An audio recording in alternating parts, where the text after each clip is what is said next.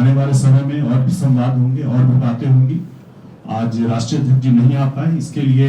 हम लोग खेद प्रकट करते हैं, लेकिन मुझे पूर्ण उम्मीद है केपी चौधरी जी कि आपके नेतृत्व में हम लोग आगे संवाद को जारी रखेंगे और उत्तर प्रदेश में जो कार्यक्रम तय होंगे उसमें भी आपका मार्गदर्शन लिया जाएगा। और उस वक्त हम लोग चाहेंगे कि जिस तरह के कार्यक्रम हम लोगों ने बिहार में किए थे नवसंकल्प के माध्यम से, आज भारत सरकार के food processing industries minister Shri Chirag Paswan ji के सम्मान में अभिनंदन समारोह रखा गया था, जिसमें जम्मू कश्मीर, पंजाब, हिमाचल प्रदेश, हरियाणा, दिल्ली, राजस्थान, मध्य प्रदेश, उत्तर प्रदेश, उत्तराखंड, बिहार और वेस्ट बंगाल के रिप्रेजेंटेटिव बहुत ही उत्साह के साथ आज दिल्ली में उपस्थित हुए। और कार्यक्रम में अरुण भारती जी जो लोकसभा के सांसद हैं और चिराग पासवान जी के बहनोई भी हैं, और संभावित चौधरी जो दूसरी लोकसभा सांसद हैं, जो कि भारत की संसद में सबसे कम उम्र की लोकसभा की सांसद बनी हैं, तो वो उपस्थित थी। हमारे भारती साहब जो एससी प्रकोष्ठ के राष्ट्रीय अध्यक्ष हैं, जो ज्ञानचंद गौतम जी, और उसके बाद में एससी प्रकोष्ठ के हमारे जो मतलब माइनॉरिटी सेल के जो हमारे अध्यक्ष हैं आसिम खान साहब, और युवा प्रकोष्ठ के जो हमारे अध्यक्ष हैं प्रणव जी ने भी आज शिरकत की। लेकिन आज लोकसभा में लोकसभा स्पीकर के अविश्वास प्रस्ताव पर बहस चलते और उसके बाद प्रधानमंत्री जी द्वारा अपने कैबिनेट के सभी मंत्रियों को अकस्मात बुलाए जाने के कारण चिराग पासवान जी की आज उपस्थिति नहीं हो पाई। लेकिन बहुत जल्द ही वो हमारे सभी साथियों से प्रेम भेंट करेंगे, मुलाकात करेंगे, और उन्होंने अपनी पूरी सद्भावना, अपनी स्वेच्छा अपने दोनों सांसदों के माध्यम से और जो हमारे 3 प्रकोष्ठ के अध्यक्ष आए उनके माध्यम से समाज के सम्मुख प्रस्तुत की है और समाज से अपील की है कि ये पार्टी रामविलास पासवान जी, जिनका पूरा इतिहास बाबा साहब मिशन के लिए समर्पित रहा है, करीब 5 दशक तक के भारत की कैबिनेट में उन्होंने कैबिनेट मंत्री के रूप में हमारे समाज का प्रतिनिधित्व करते हुए समाज के अंतिम व्यक्ति को न्याय देने की कोशिश की है। और जो नारा उनका था कि मैं हर उस घर में चिराग दिया जलाने चला हूं जिसमें अंधेरा है, वो आज भी उसका संकल्प दोहराया गया है।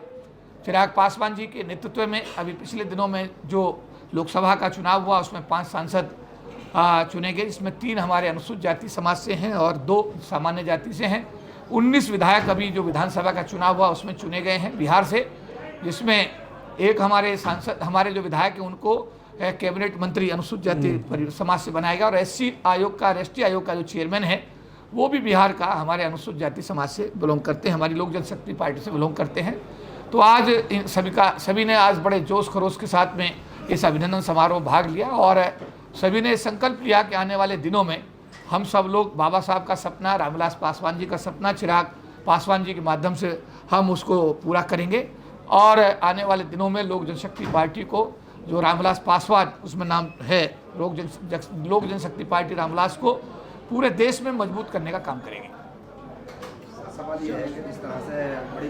देर से काफ़ी इंतजार कर रहे थे, तो क्या ये आपको मालूम पहले से नहीं था कि चिराग पासवान आज आ नहीं सकते हैं और काफ़ी संख्या में लोग इंतजार करते नजर आए? नहीं, अंतिम समय तक भी ये बात बार बार आती रही थी, जो कि हमारे जो चीफ जनरल सेक्रेटरी साहब हैं उनके साथ बराबर संपर्क रहा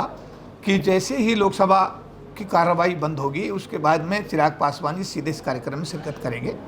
लेकिन अचानक ही प्रधानमंत्री जी के द्वारा सभी मंत्रियों को बुलाए जाने के कारण उनकी उपस्थिति नहीं हो पाई, और उसको अरुण भारती साहब जो पार्टी के वरिष्ठ पदाधिकारी भी हैं, सांसद भी हैं, उन्होंने समाज के सम्मुख उन्होंने खेद भी व्यक्त किया। उन्होंने 2-3 बार खेद व्यक्त किया कि पूरा समाज जम्मू कश्मीर से लेकर के राजस्थान तक का और वेस्ट बंगाल से लेकर के बिहार तक के लोग यहाँ पर आए आज, तो उनके सम्मुख उन्होंने खुद ही सब उन्होंने कहा कि भाई हमें इस बात का बहुत दुख है, खेद है कि माननीय चिराग पासवान जी राष्ट्र की बड़ी जिम्मेदारी के चलते आज अपने समाज के बीच में नहीं आ पाए, लेकिन बहुत जल्दी वो समाज के लोगों के साथ मुलाकात करेंगे। अभी उत्तर प्रदेश और पंजाब में चुनाव नज़दीक है, ऐसे में आप उत्तर प्रदेश होकर के रामविलास पासवान पार्टी है, आप ज्वाइन कर रहे हैं एनजेपी रामविलास, क्या रणनीति है उत्तर प्रदेश और पंजाब को लेकर, क्योंकि उत्तर प्रदेश में बहुत सारे आरोप लग रहे हैं? देखिए, पार्टी की अपनी जो कार्यशैली है उसको बिहार में आप लोगों ने देखा बिहार के अंदर जिस तरीके से 2021 के अंदर नई पार्टी का गठन चिराग पासवान जी को करना पड़ा, और उस परिस्थिति में क्योंकि अगर आपने देखा हो कि पिछली बार जो असली पार्टी लोक जनशक्ति जिसका चुनाव चिन्ह भी उनके चाचा जी को मिला, और पार्टी का जो मतलब ये है कि स्वामित्व भी जो है उन्हीं को चाचा जी को मिला,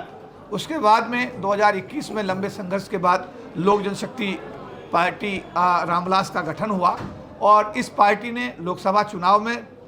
5 सांसद जीत करके और 19 एमएलए विधानसभा बिहार में जीत करके ये परचम लहराने का काम किया। और आने वाले दिनों में न केवल उत्तर प्रदेश बल्कि पंजाब और जिन जिन राज्यों में चुनाव है, वेस्ट बंगाल में, सभी जगह पार्टी अपना अच्छा प्रदर्शन करेगी। फिर भी केपी साहब, आप जो है ना बहुजन चेहरा बन चुके हैं, लगभग बहुजन समाज के लोग आपको पहचान ही रहे हैं, पर इनको दोनों पिता पुत्र को कहा गया है कि मौसम विज्ञानी, जब पार्टी यानी कि हारती है या क्यों कहा जाए सत्ता बदलती है तो ये बदल जाते हैं, तो आप कैसे टिके रहेंगे इनके साथ में? देखिए, जो अभी आपने सवाल किया है,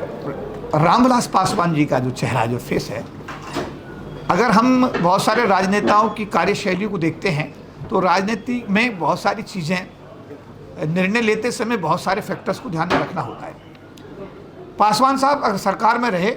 मंत्री रहे, हमारे जैसे बहुजन समाज के लोग उनके दरवाजे पे जाते रहे, समस्याएं बताते रहे, उनका समाधान इसलिए संभव हो पाया क्योंकि भारत सरकार के अंदर किसी पोजीशन में थे। मायावती जी बीजेपी के साथ 3 बार उत्तर प्रदेश की मुख्यमंत्री बनी, अगर नहीं बनती तो शायद जो कर पाई वो ना कर पाती। तो लिहाजा ये कि राजनीति के अंदर जो अभी आपने कहा कि मौसम वैज्ञानिक होना,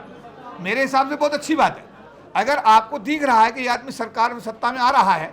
अगर ये आदमी सत्ता में आ रहा है और सत्ता में रहने से ही समाज का भला हो सकता है, तो सत्ता में बने रहने के लिए अगर मौसम वैज्ञानिक का जो खिताब अभी आपने बोला,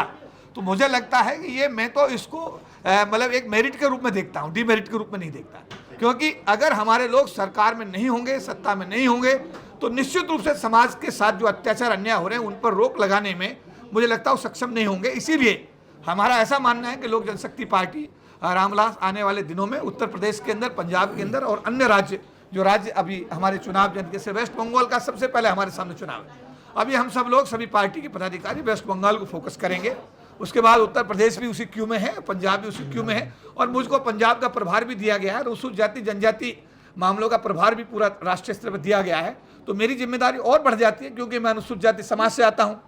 अनुसूचित जाति जनजाति समाज का पिछले करीब 40 साल यानी 4 दशक से मैं एक प्रतिनिधि के रूप में कार्य भी देख रहा हूँ। अभी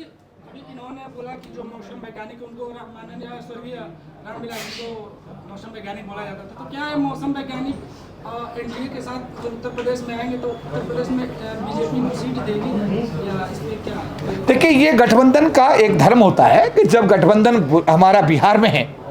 तो हमारा गठबंधन दिल्ली में भी हुआ, दिल्ली में भी हमें देवली विधानसभा 1 सीट मिली। इसके साथ हमारा गठबंधन वेस्ट बंगाल में, वहाँ भी हम लोग लोकसभा विधानसभा लड़ने जा रहे हैं। साथ साथ हम लोग झारखंड में भी हमारा हिस्सेदारी है। देखिए, ये पार्टी का नेतृत्व है। मैं अभी, आप ये कह सकते हैं कि मुझे अभी जुम्मा 4 दिन पार्टी ज्वाइन किए हुए हैं। अभी तो मैं राष्ट्रीय महासचिव बनाया गया हूँ। अभी मैं कई सही मायनों में तो राष्ट्रीय महासचिव की भूमिका में आया भी नहीं हूँ। तो ये सवाल का जवाब मेरे राष्ट्रीय अध्यक्ष देंगे, वो तो ज़्यादा उचित रहेगा। आने वाले दिनों में जब मेरी पार्टी के अंदर उपयोगिता बढ़ेगी और पार्टी में मेरा इन्वॉल्वमेंट बढ़ेगा, तो हो सकता है कि आगे आने वाली जो वार्ता होगी मैं आपके सवाल का जवाब दे पाऊँ। लेकिन इस समय तो इस सवाल का जवाब देने के लिए मैं सक्षम नहीं हूँ, और इसका जवाब देने के लिए हमारे राष्ट्रीय अध्यक्ष चिराग पासवान जी सक्षम है।